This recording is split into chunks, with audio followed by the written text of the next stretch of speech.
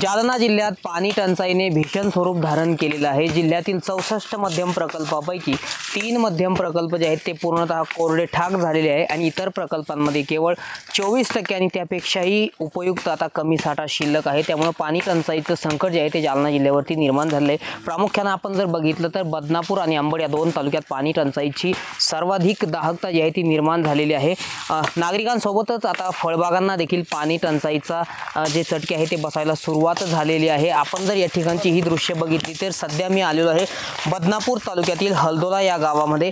पाण्याअभावी हे शेतकरी जे आहेत ते आता आपल्या फळबागेवरती कुऱ्हाड चालवत आहे। मोसंबीची ही फळबाग आहे आणि या फळबागांचे एकूण 1,500 झाडं या ठिकाणी आता तोडली जात आहे। आपण प्रत्यक्षात या ठिकाणी पाहू शकता की पाण्याअभावी हे संपूर्ण जे मोसंबीची बाग आहे ती वाळलेली आहे आणि अखेर यांनी आता ही बाग तोडायला सुरुवात केलेली आहे।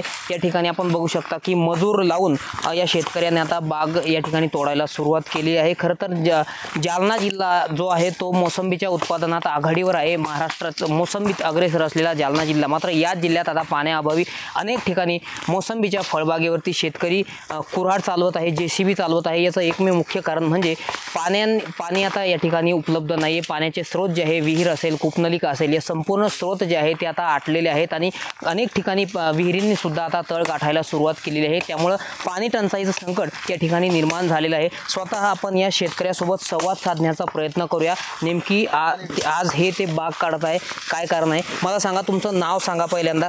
माझं नाव गोवर्धन सदाशिव म्हात्रे, राहणार हलदोला, तालुका बदनापूर, जिल्हा जालना। बरं, आज तुम्ही तळहाताच्या फोडाप्रमाणे हो ना, म्हणजे आम्ही खूप दिवसापासून म्हणजे 2018 पर्यंत 18ला लागवड करून दिली आमच्या आईवडिलांनी। सदाशिव म्हात्रे आणि कौशल्या काकू हे दोघांनी मला म्हणले की तुला झाडं लावून दिले, आता याच्यानंतर तुझा म्हणजे तुला उत्पन्न काढ आणि तुझं चालू दे बा चरित्रार्थ।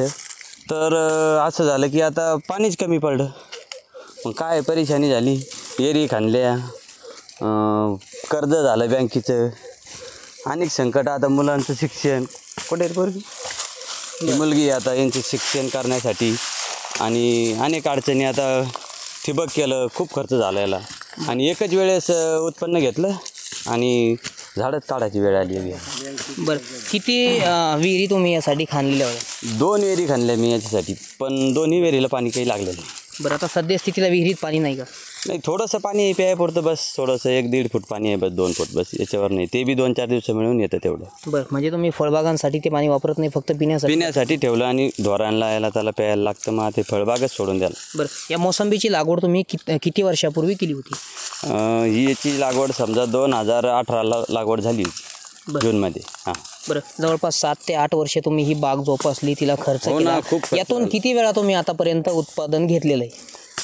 याच्यातून शनी आम्हाला एक वेळेस उत्पन्न झालं, पण मग ते ठिबक करणं, हे डेव्हलप करणं, पाईपलाईनी करणं, त्याच्यातच ते सगळं उत्पन्न आटून गेलं आमचं। बरं, आता ही जी झाडं आहेत ती किती झाडं आहेत पूर्ण?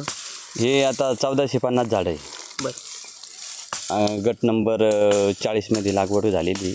बरं, आता ही पूर्ण झाडं तुम्ही काढणार आहात का? पूर्ण काढणार आहे आता, मग इलाजच नाही त्याला दुसरं। मग आता हे झाडं काढून म्हणलं माझ्या त्या सोयाबीन काहीतरी करावं, पण आता शासनानं काहीतरी अनुदान द्यायला पाहिजे आपल्याला। ते शेतकऱ्याचे म्हणजे लयच अवघड झालं। आम्ही त्याला आता लहान लेकरांनी जीव लावला आणि त्या आईन तोडायला आम्हाला खूप दुःख वाटते, वाईट वाटू लागलं त्या गोष्टी। बरं, काय मागणी तुमच्या?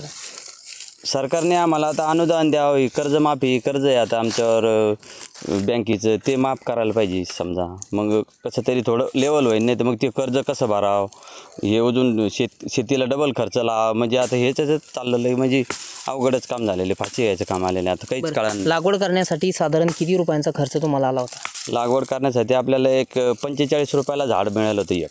बरं, 7 वर्षापूर्वी? हां, म्हणजे ते गट्टूतलं असल्यामुळे 45ला मिळालं त्यावेळेस। बरं, मग त्याला लागवडीचा ठिबकचा खर्च, ठिबकला 2 लाख रुपये खर्च आलता, 2.25 लाख रुपये, आणि रोप म्हणजे मंजुराचा याचा त्याचा खूपच खर्च झालेला आहे। आणि विहिरीचा खर्च 10 लाख रुपये विहिरीला लागले, 5-5 लाख रुपये 2 विहिरीला।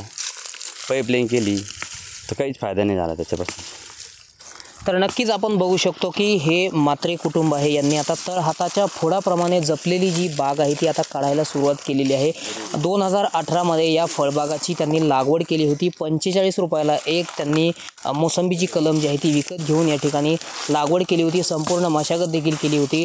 पाण्याचे स्रोत या ठिकाणी आटल्याचं ते सांगतायत. 2 विहिरीसुद्धा खांदलेल्या आहेत आणि आपण जर या ठिकाणी बघितलं तर स्वतः मजूर लावून ते या ठिकाणी आता फळबाग काढायला सुरुवात करत आहे. त्यामुळं त्यांचं सुद्धा आता मोठ्या प्रमाणात आर्थिक नुकसान जे आहे ते झालेलं आहे.